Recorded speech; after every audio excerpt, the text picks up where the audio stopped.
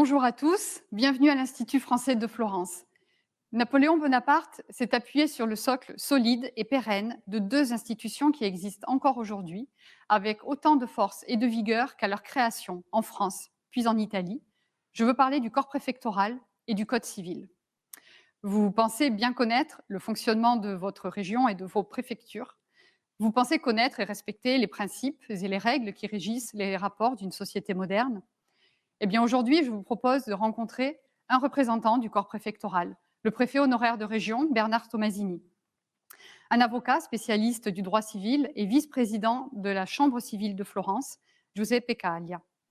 Et un professeur de droit administratif et de jurisprudence à l'école de sciences politiques de l'Université de Florence, Gianfranco Cartei. Je laisse maintenant la parole à Raffaele Palumbo, journaliste, diplômé en sociologie du changement et docteur en sociologie des communications, qui animera le débat. Bernardo Tomasini è, come abbiamo detto, prefetto onorario di regione in Francia.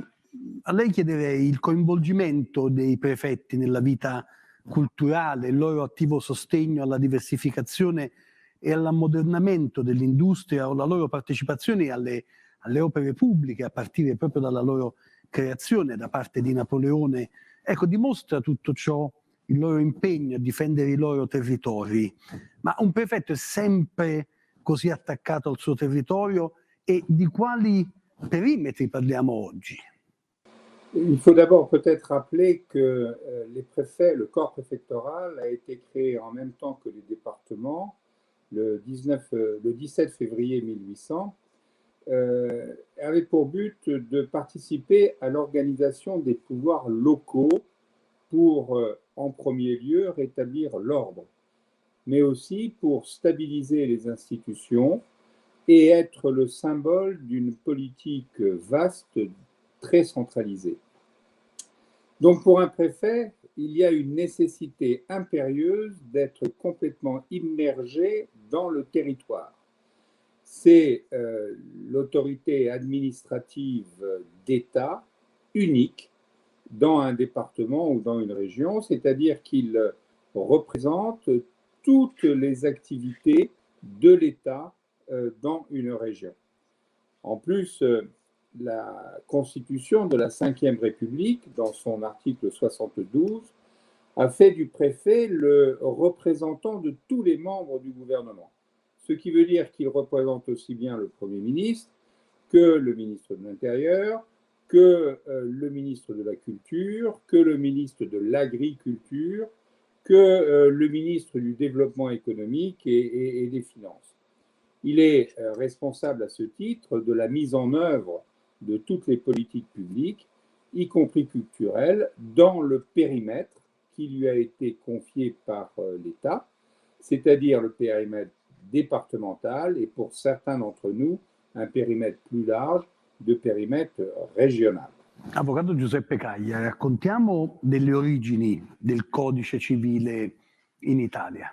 Il primo codice italiano risale al 1865 e venne poi sostituito dal codice del 1942, che è attualmente in vigore. Il codice del 1865 ricalca ampiamente il codice napoleonico che risale al 21 marzo 1804 e che fu voluto espressamente da Napoleone Bonaparte. Il codice napoleonico è il più celebre codice civile al mondo perché è il primo ed è quello che ha ispirato tutti i paesi del mondo con le proprie leggi. Le caratteristiche del codice napoleonico sono principalmente quella di aver abolito il feudalesimo, quello di avere una nozione del diritto, una protezione del diritto di proprietà, quello di aver favorito l'impresa e il lavoro e quello di aver oltretutto introdotto anche il divorzio. Vi è una storia interessante dei biografi di Napoleone Bonaparte che narra che nel 1789 Napoleone fu messo agli arresti di rigore e in quella cella spoglia con un letto, una sedia e un armadio trovò un foglio con dei fogli che in realtà erano le istituzioni di Giustiniano e lui durante un'intera notte lesse tutti quei fogli e non si accorse che trascorse tutta la notte e non aveva né carta né penna e quella storia indica che Napoleone Bonaparte da quel momento conobbe il diritto romano. Il codice di Napoleone si presentava come legge generale, come legge che era destinata a tutti i cittadini. Infatti uno dei cardini era proprio che tutti i cittadini sono uguali davanti alla legge e per questo motivo innovava rispetto al passato perché prima le leggi erano destinate solo a gruppi di persone come per esempio i nobili, il clero, comunque diciamo a soggetti specifici che però ovviamente i quali avevano ciascuno delle regole proprie. Questa peculiarità di leggi a favore di singoli soggetti era diventata incompatibile, specialmente alla luce della Rivoluzione francese, e dunque si imponeva una regolamentazione generale valida per tutti i cittadini. Dal punto di vista italiano, il problema che si poneva era di dover adottare un codice che superasse quelli che erano le regolamentazioni e i codici degli stati preunitari e quindi lo sforzo era quello di adottare naturalmente un codice che evitasse eventuali incompatibilità fra i vari codici. La caratteristica principale del codice del 1865 fu quella di adottare la definizione, diciamo di adottare il tenore letterale della definizione di proprietà, che nel 1865 all'articolo 436 definiva la proprietà come il diritto di poter utilizzare e godere delle cose in modo assoluto senza violare le leggi e i regolamenti. E questo fa capire quanto fosse importante sia per il codice napoleonico e successivamente per il codice del 1865 la nozione di proprietà. Dopo la Prima Guerra Mondiale il governo nel 1923 delegò una commissione chiamata Commissione Reale per definire i progetti che poi portarono alla redazione del codice del 1942. Professor Gianfranco Cartei, è una storia molto lunga quella che stiamo delineando perché nel dare un quadro amministrativo e giudiziario, parlare dei ruoli dei prefetti significa parlare veramente di tanti secoli. Ma la storia dei prefetti in Italia non possiamo esaurirla qui. Le origini forse possono dirci qualcosa di importante. Sì, si tratta di un istituto molto, molto risalente. Nel 2002 si è celebrato il bicentenario della nascita in Italia del prefetto. 1802 quindi è l'atto di nascita, quando la Repubblica Italiana, presidente Napoleone, capitale Milano, aveva i suoi primi prefetti. Chiamati prefetti perché in Francia erano chiamati prefetti e furono così chiamati anche in Italia. Quindi parliamo di un istituto che ha 220 anni di storia. E devo dire che l'origine italiana è molto simile, se non identica, a quella francese, perché anche in Italia il prefetto nasce come tutore dell'ordine pubblico e della sicurezza, dell'incolumità pubblica, controllore sugli atti degli enti locali e anche tutore e difensore della pubblica amministrazione contro le eventuali interferenze della magistratura. Infatti il prefetto ha avuto per decenni e decenni la cosiddetta garanzia amministrativa, ovverosia non poteva nessun magistrato indagare sul prefetto, nell'esercizio delle sue funzioni ovviamente, se non previa autorizzazione regia. Questa è la dimostrazione di quale fosse il potere che rappresentava e che esprimeva il prefetto anche in Italia. E oggi, facendo un balzo enorme di un paio di secoli, bisogna dire che le funzioni del prefetto non sono molto diverse rispetto al passato. Se ne sono aggiunte di nuove, però quelle di, per esempio, tutela dell'ordine pubblico e della sicurezza pubblica sono rimaste identiche. Il controllo e il rapporto con la pubblica sicurezza è identico, così come anzi è penetrante il controllo sugli enti locali. Oggi il prefetto in realtà ha mutato nel tempo ovviamente la sua funzione, la sua fisionomia, però il prefetto nei procedimenti di scioglimento dei consigli comunali e provinciali per le situazioni che indica il testo unico degli enti locali, ovvero sia gravi violazioni di legge, gravi problemi dell'ordine pubblico e anche mancata approvazione del bilancio, è il prefetto che inizia il procedimento ed è il prefetto che dichiara con provvedimento la sospensione dei consigli o eventualmente di singoli membri di questi consigli, in attesa poi dell'atto finale che non è un atto prefettizio, è un atto governativo ma che tiene fedelmente conto di quanto ha deciso il prefetto. Bernardo Massini, appena installati da Napoleone, i prefetti si trovano di fronte a una situazione di grossa crisi, devono rilanciare lo spirito pubblico, devono offrire soluzioni.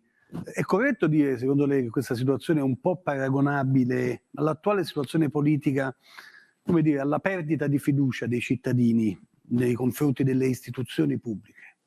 Les temps ont évolué, sans aucun doute. Ce qui se passait en 1800, à la création des préfets, la situation de la France à l'époque est bien différente de ce qu'elle est aujourd'hui, et heureusement. Et heureusement.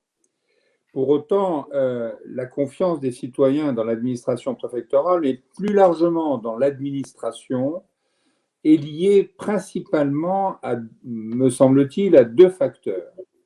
Le premier, c'est que le préfet doit être celui qui est l'artisan d'un dialogue avec les citoyens, que ce soit par les modalités d'accueil dans les préfectures pour tous les actes administratifs des citoyens, les démarches administratives qui sont obligatoires dans la vie courante.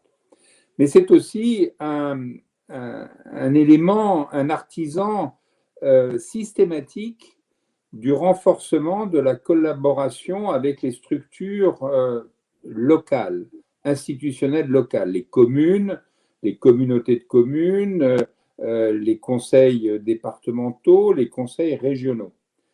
C'est donc un acte fort que le préfet doit faire pour, comment dirais-je, pour être à la fois un régulateur de la mise en œuvre des politiques publiques et du respect de la loi, mais aussi être un facilitateur dans toutes les démarches de développement économique, culturel, politique qui peuvent exister. Ce qui veut dire que pour que cette confiance entre les citoyens et les élus avec le préfet, vis-à-vis du préfet, soit complètement opérationnelle et pas bafouée, il est important que le préfet fasse preuve de cohérence dans les actions qu'il met en place au nom du gouvernement. Il faut qu'il respecte les engagements qui sont pris à la fois par le gouvernement et à la fois par les collectivités. Il faut qu'il soit aussi un artisan de la simplification administrative pour plus de compréhension, pour plus de présence vis-à-vis des citoyens. C'est à ce titre-là que peut se renforcer, comme le voulait Napoléon en 1800, la stabilité des institutions au sein d'une république, qu'elle soit française ou qu'elle soit, je suppose, italienne. Il est donc important que ces éléments soient dans l'esprit à la fois du corps préfectoral, mais aussi du gouvernement, quel qu'il soit, et de manière à être au service du public, des citoyens e della loi. Ecco, Avvocato Caglia, in riferimento proprio a quello che sentiamo qualche minuto fa, sentiamo anche l'attualità dei ragionamenti che stiamo facendo. A questo proposito, quali sono le norme più significative introdotte dal Codice Napoleone che hanno influenzato poi, sono andate poi a influenzare il Codice Civile italiano? Le norme del Codice di Napoleone che hanno introdotto e hanno influenzato il Codice Civile italiano sono molte, ma una delle più significative è quella che ha imposto alle autorità civili di tenere dei registri di nascita, di matrimonio e di morte. Un'altra importante iniziativa del Codice di Napoleone è stato quello di dare priorità al matrimonio civile rispetto al matrimonio religioso. In altri termini, si è voluto considerare il matrimonio più come un contratto piuttosto che come un sacramento. Poi eventualmente si poteva anche decidere di effettuare il matrimonio religioso, però considerare il matrimonio in senso civile indicava anche la possibilità di poterlo sciogliere e questo ci fa ricordare che il divorzio è stato introdotto proprio col Codice di Napoleone.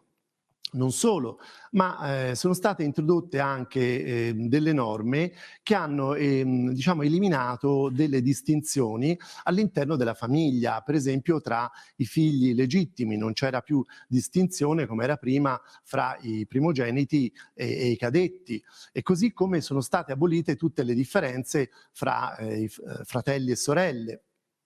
Un'altra norma di diritto patrimoniale che è stata inserita dal Codice di Napoleone è quella sulla comunione dei beni, oggi si definisce comunione dei beni, e questo comportava che nell'ambito del matrimonio diciamo, d'ufficio si procedeva a mettere insieme tutti i beni che venivano o ereditati dal marito o ereditati dalla moglie, oppure che venivano apportati diciamo, sia beni che denaro nel corso del matrimonio.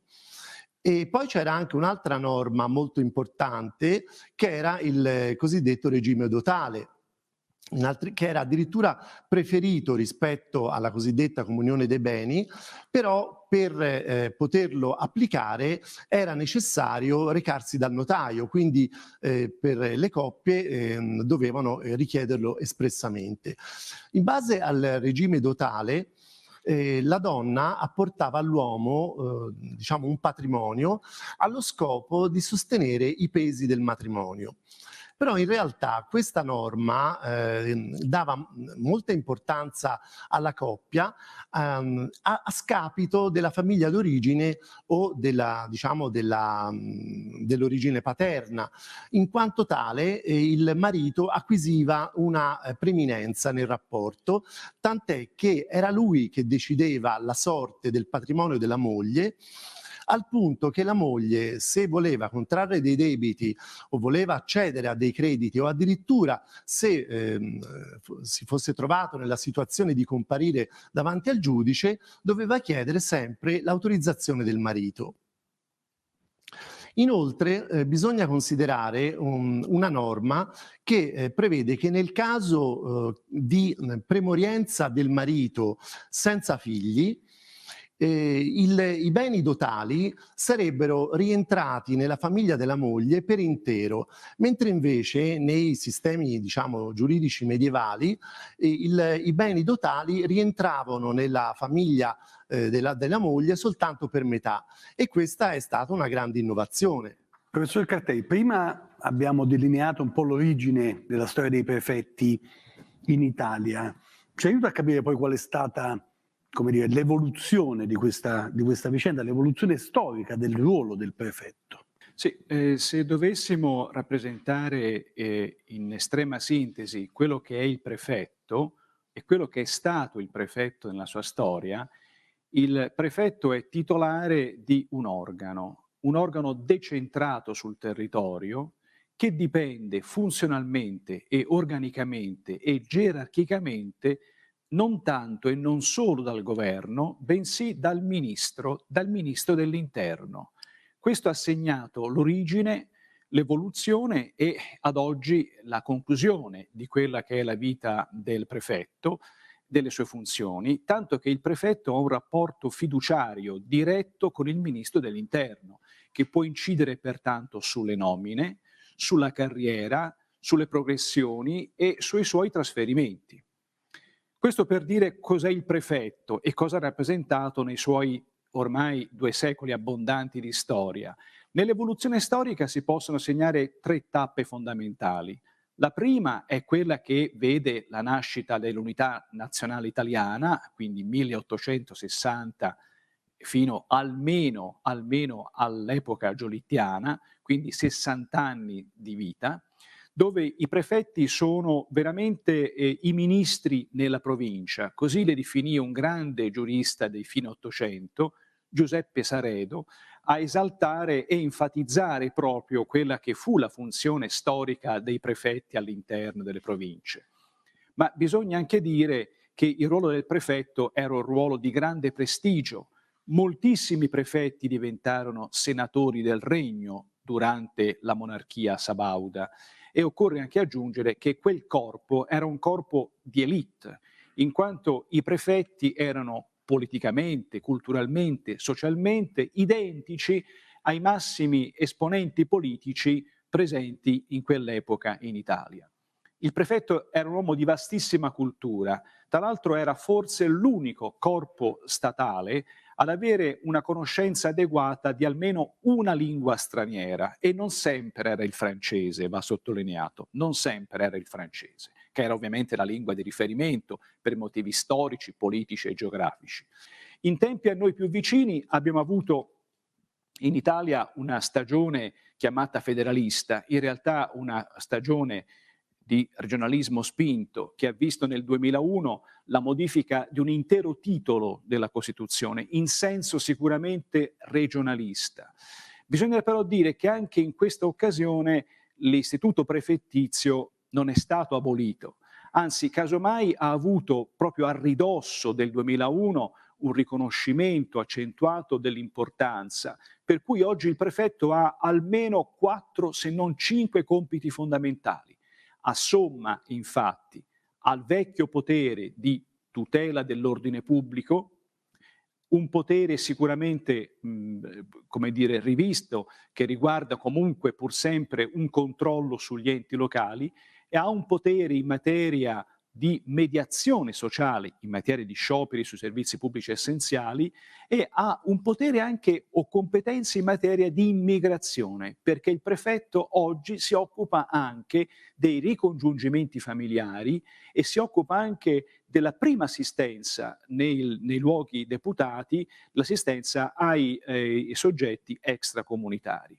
Questo per dire pertanto che l'istituto prefettizio oggi non parla e non dialoga soltanto con il potere governativo e statale, ma è un potere che riguarda il territorio, è un potere che si confronta con gli enti locali e non soltanto con gli organi di decentramento statale. Torneremo su questi aspetti in chiusura con il professor Cartei sull'attribuzione dei prefetti in Italia oggi, però adesso volevo tornare da Bernardo Masini, perché nella raccolta di circolari, istruzioni e altri atti del Ministero dell'Interno risalenti al 1802, il prefetto è invitato ad imitare la condotta del governo. C'è scritto: agisce e non scrive, governa ma parla poco.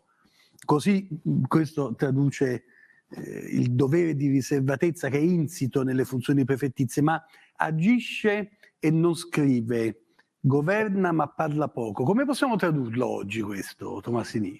Je voudrais simplement rajouter quelque chose au propos du professeur qui vient de parler, si vous le permettez.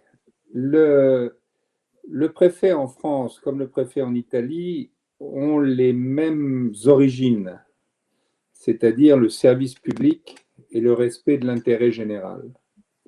En France, c'est particulièrement développé.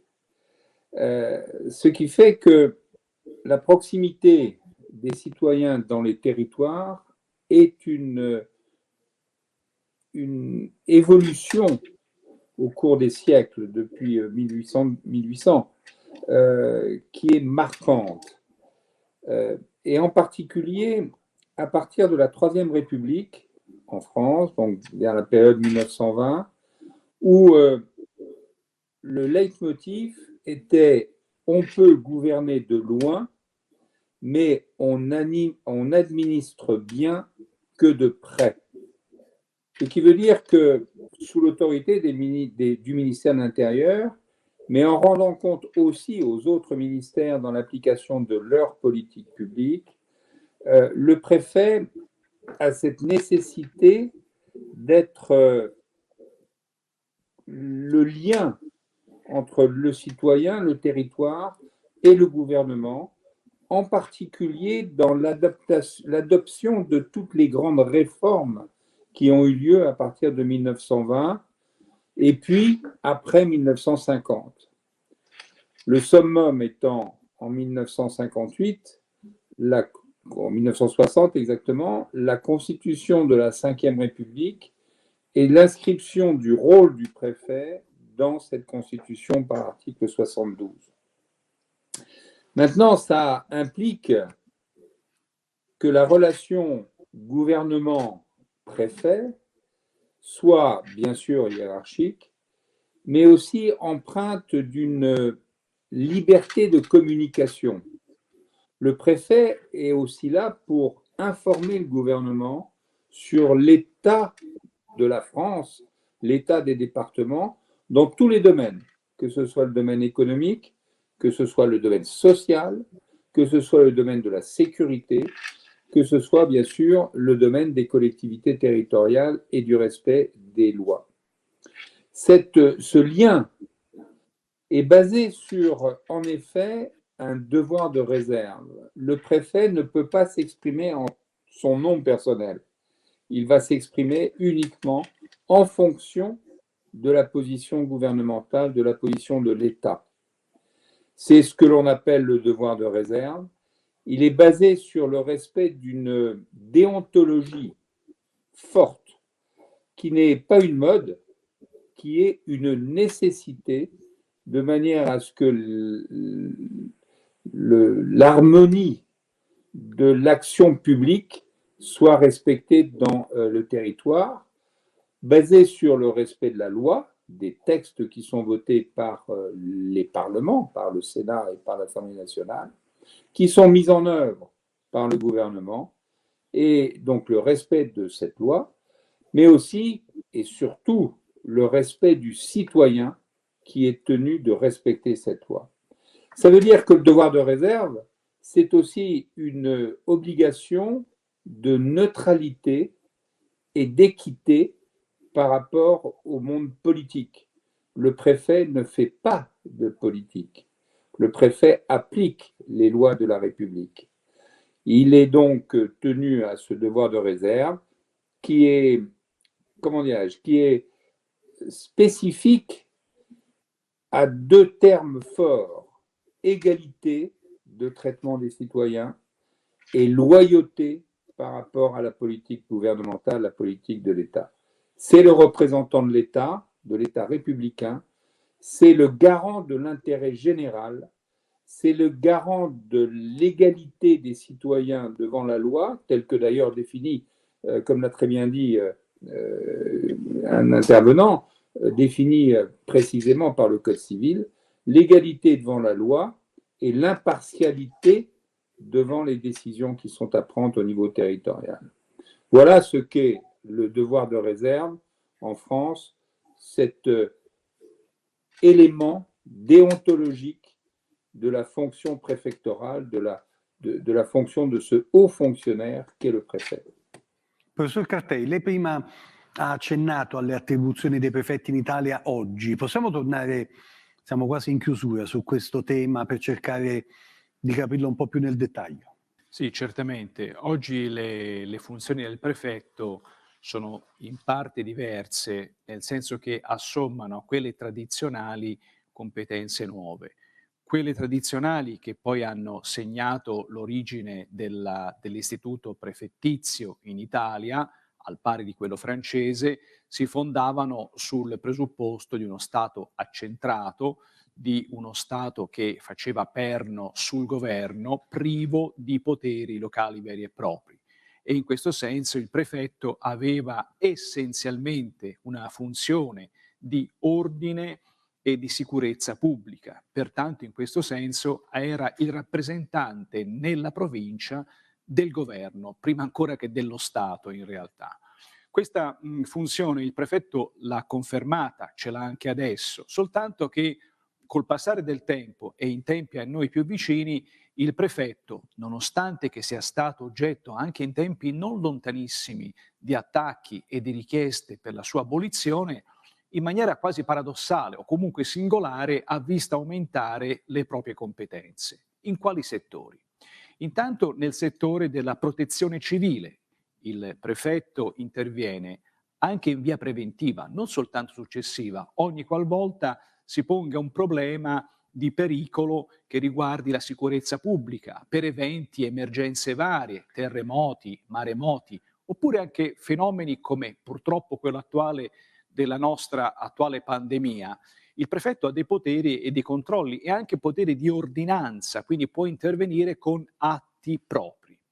Ma in realtà il prefetto, a parte la protezione civile, ha funzioni di composizione nelle liti, nei conflitti sociali, e le cronache di tutti i giorni ci consegnano la presenza o l'invito dei prefetti anche in vertenze sindacali molto accese, dove abbiamo magari a rischio la sopravvivenza di un'attività produttiva, quindi la chiusura di una fabbrica. Vicende recenti che purtroppo anche in quest'ultimo anno hanno riguardato tutta la penisola e anche la regione nella quale noi tutti viviamo.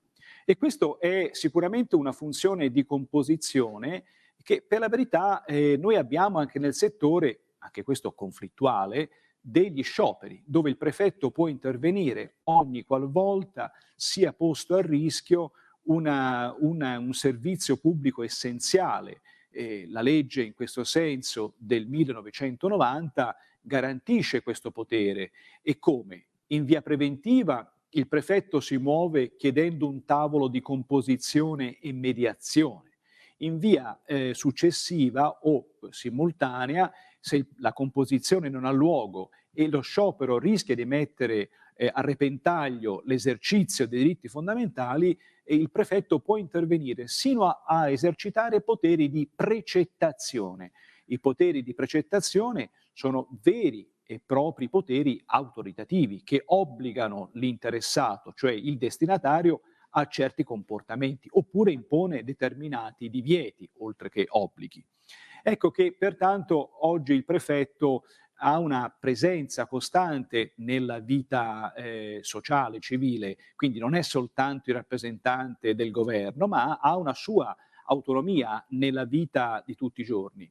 Oltretutto aggiungo che il prefetto, a differenza del modello francese che raccoglie pertanto nella prefettura tutti i poteri dello Stato in periferia, ecco, questo è un modello che, per quanto sia stato perseguito anche in Italia, è stato raggiunto a metà, perché in realtà tutti i ministeri, ciascun ministero è geloso dei suoi poteri e delle sue funzioni e quindi non ha mai ceduto all'idea che la prefettura fosse il coagulo unitario di tutti i poteri statali nelle singole province. Non di meno, o ciò non di meno, il prefetto ha una funzione di coordinamento di i vari organi statali decentrati e in un apposito collegio, che è la conferenza permanente, invita non soltanto gli esponenti di questi organi, ma anche il sindaco e eventualmente il presidente della provincia, ogni qualvolta ce ne sia la necessità. Un'ultima domanda anche per il prefetto onorario Bernardo Massini. Un prefetto è sul campo e in virtù delle sue funzioni trae soddisfazione di poter osservare i risultati concreti delle sue azioni. Se lei ci racconta, naturalmente in sintesi, ci fa qualche esempio delle azioni concrete che ha visto realizzarsi con successo durante il suo mandato. Eh bien, j'ai été le préfet de à peu près 6 départements et une région depuis 20 ans de carrière. Grosso modo, un préfet reste en poste dans un département ou une région entre 3 et 4 ans. Tout ça pour respecter justement le devoir de réserve, la déontologie et l'impartialité indispensable. Comme en Italie, le préfet de France, c'est avant tout, ou entre autres, l'homme des crises et l'homme des conflits. Et le préfet français a aussi la capacité, en cas de crise, de prendre des arrêtés qui protègent le citoyen et protègent les activités. De la même façon, pendant les conflits, il est l'homme du dialogue, il est l'homme de la médiation, il est l'homme qui va essayer de trouver des solutions acceptables, et en particulier dans les conflits sociaux ou fermeture d'usines, etc. Alors à côté de ça, le préfet, de par sa diversité d'action, puisque c'est un métier qui est pluridisciplinaire, et c'est d'ailleurs tout l'engagement du corps préfectoral au service de l'État. Et quand on devient préfet, il y a cet engagement fort de l'intérêt général, du service de l'État et de la pluridisciplinarité des actions qui sont menées. Si je voulais, sur le dernier poste que j'ai rempli comme préfet de la région Poitou-Charentes, manifester peut-être 4 éléments. En matière environnementale, par exemple, la création d'un parc naturel, le parc naturel du Marais Poitevin, qui regroupe, qui a comme emprise plusieurs départements, donc régional, et ce, en collaboration avec le Conseil régional de Poitou-Charentes, ce qui veut dire un dialogue, une discussion, un respect aussi des compétences de ce Conseil régional. On peut aussi parler d'installation d'éoliennes en matière environnementale et de discussions avec des associations, avec des communes pour favoriser, faciliter. Et c'est le rôle facilitateur qui vient en premier. Bien entendu, tout ce qui est sécurité et protection civile est important et pour ma part, je retiendrai toute la gestion de la tempête Xynthia qui a eu lieu sur le littoral de la Charente-Maritime et qui a fait malheureusement une centaine de morts, avec des dégâts très, très, très, très importants et très, très lourds qu'il a fallu gérer. Mais aussi en matière de sécurité, tout ce qui est la gestion des manifestations, des revendicatives, dont certaines ont pu être violentes. Un point important que je retiendrai, si vous le permettez, en termes d'aménagement du territoire, c'est la coordination des travaux, de l'installation, de la décision de la ligne à grande vitesse entre Paris, Tours et Bordeaux, qui met Bordeaux à 3 heures de Paris. C'est une liaison importante et maintenant très, très utilisée. Et j'ai été le préfet coordonnateur de cette liaison. Et puis, on pourrait parler en matière d'agriculture, de la création de réserves d'eau favorisant l'irrigation, ou en matière d'industrie, l'éclosion, le développement d'un parc industriel et de l'implantation d'entreprises. Tout ça nécessitant pour un préfet une discussion permanente avec toutes les formes de la société civile, que ce soit les communes, les régions, les départements, les syndicats, les associations, tous ceux qui actent et agissent sur le territoire. Voilà, pour ma part, le bénéfice que je retiendrai de cette expérience merveilleuse, de ce métier merveilleux qui est celui de préfet.